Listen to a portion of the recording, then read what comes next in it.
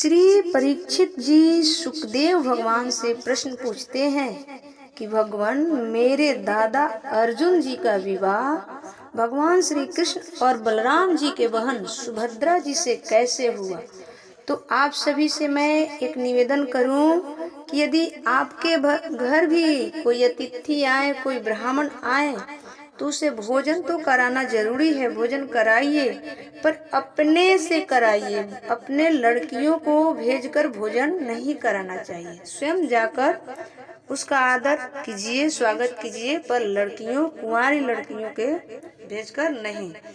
तो सुखदेव भगवान कहते हैं कि परीक्षित, एक बार अत्यंत शक्तिशाली अर्जुन तीर्थ यात्रा के लिए पृथ्वी पर विचरण करते हुए प्रभा क्षेत्र पहुंचे।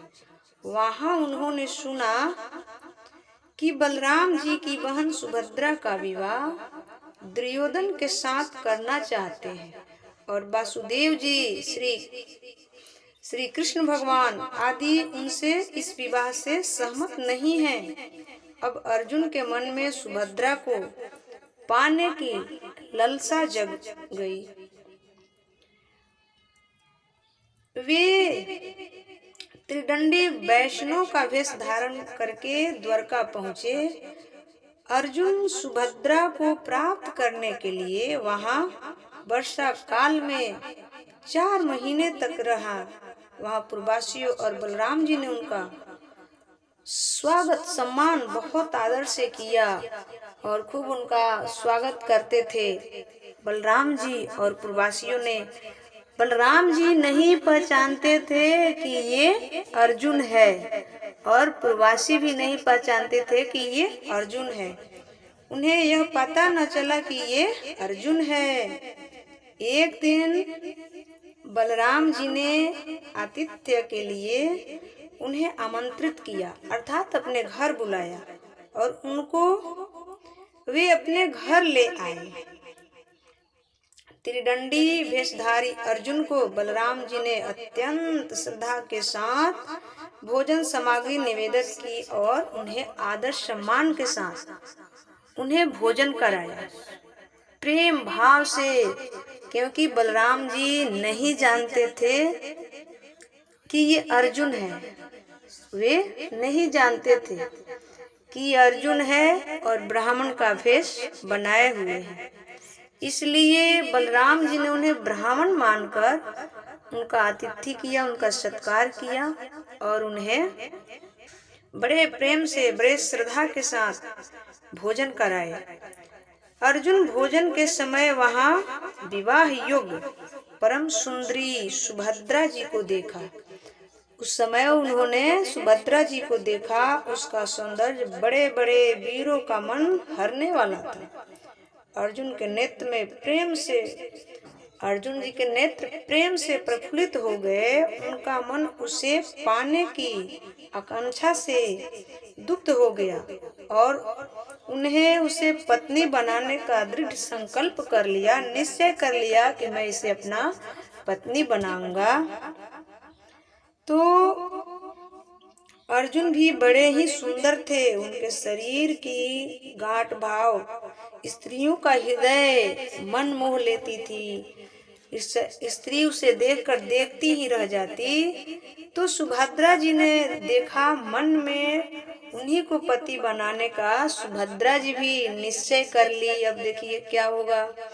वह तनिक मुस्कुराकर लजीली चितवन से उनकी ओर देखने लगी। उसने अपना हृदय उन्हें समर्पित कर दिया। सुभद्रा जी भी अपना हृदय श्री अर्जुन जी को समर्पित कर देती हैं और अर्जुन भी अपना हृदय सुभद्रा जी को समर्पित कर चुके थे। अब अर्जुन केवल उसी का चिंतन करने लगे। सिर्फ अर्जुन जी सुभद्रा जी का चिंतन करने लगे और इस बात का अवसर ढूंढने लगे कि इसे कब हर ले जाऊं, कब इसको हर ले जाऊं, कब फाफर मिले किसको हर ले जाऊं।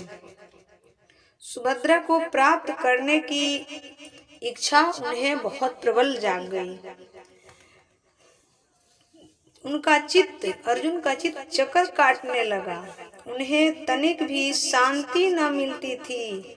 एक बार सुभद्रा देव दर्शन के लिए रथ पर सवार होकर द्वारका दुर्ग से बाहर निकली। उसी समय महारथी अर्जुन ने देवकी वासुदेव और श्री कृष्ण की अनुमति से, अर्जुन जी ऐसे लेके भी नहीं भागे, भगवान श्री कृष्ण की अनुमति थी, नहीं तो उनसे कौन कुछ कर सकता है।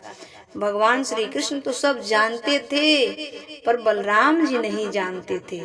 भगवान श्री कृष्ण और वासुदेव जी के अनुमति से सुभद्रा का हरण कर लिया और रथ पर सवार होकर वीर अर्जुन धनुष पार उठा लिया और भाग पड़ा। जब उन्होंने भाग पड़ा तो सैनिकों ने उसे रास्ते में घेर लिया। सैनिकों ने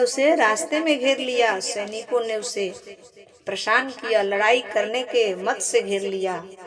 लड़ाई उड़ाई हुआ, खूब लड़ाई किया सैनिकों ने। फिर अर्जुन वहां से जैसे सिंह यारों के बीच से अपना हिस्सा लेकर भाग चलता है, वैसे ही सुभद्रा को लेकर अर्जुन जी चल पड़े। यह समाचार सुनकर बलराम जी बहुत बिगड़े। उन्हें बहुत क्रोध हुआ कि मैं जिसे पंडित मानता था, जिसका हमने सत्कार किया, जिसका हमने इतना आदर किया, वही मेरे साथ ऐसा किया। तब श्री बलराम जी को श्री कृष्ण जी वासुदेव जी समझाए बुझाए और उसका क्रोध शांत किए।